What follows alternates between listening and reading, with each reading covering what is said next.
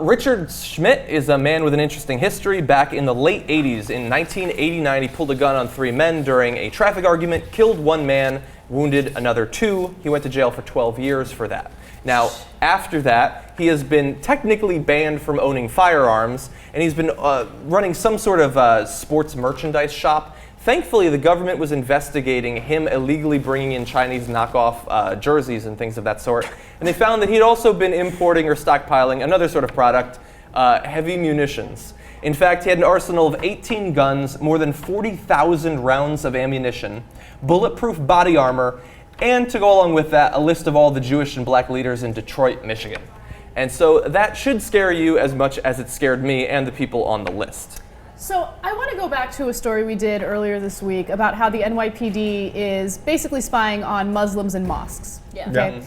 And there was a story a few years prior to that that indicated that the NYPD was going on like rafting trips with Muslim students from NYU just to spy on them. There was no probable cause, no reasonable suspicion, none of that. They just decided, okay, since you are Muslim, we think that you pose a threat and we're going to follow you around. At the same time, the Department of Homeland Security cut its staff. And this is the staff that's supposed to focus on right-wing extremism. They had about 25 agents on that team. They cut it down to 1 agent who focuses on right-wing extremism. This is a clear case of right-wing extremism, right? Some crazy ass impending extremism. I mean, why does he have a list? This seems pretty extreme. Yeah, why does he have a list He sends a lot of fan mail, and he doesn't want to have to Google the name every time, so he's compiled the list. No, this is scary stuff. I mean, when we talk about, you know, threat to national security and stuff like that. I mean, this is the type of stuff that we should focus on, not Muslim students from NYU or people that go to worship at mosques in New York.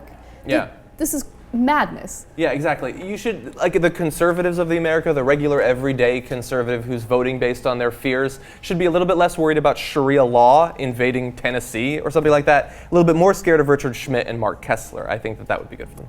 Well, what really shocked me about reading this was that they had been tracking him for his counterfeit, T-shirts, as if that's, of course, that's an important thing, but that really doesn't quite rise to the level of domestic terrorist. Yeah. Granted, this is just him amassing these arms. We don't know what he intended to do with them yet.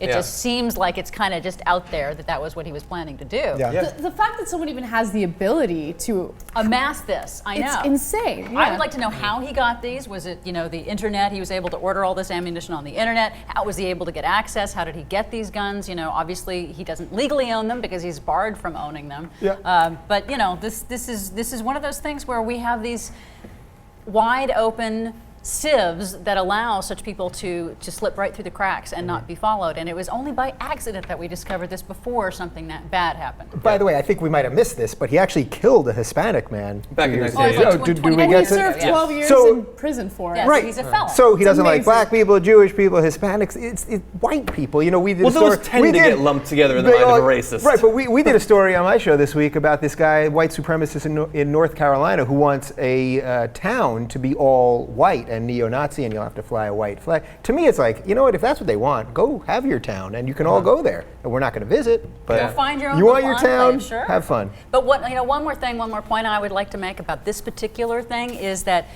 felons lose their right to vote in many states.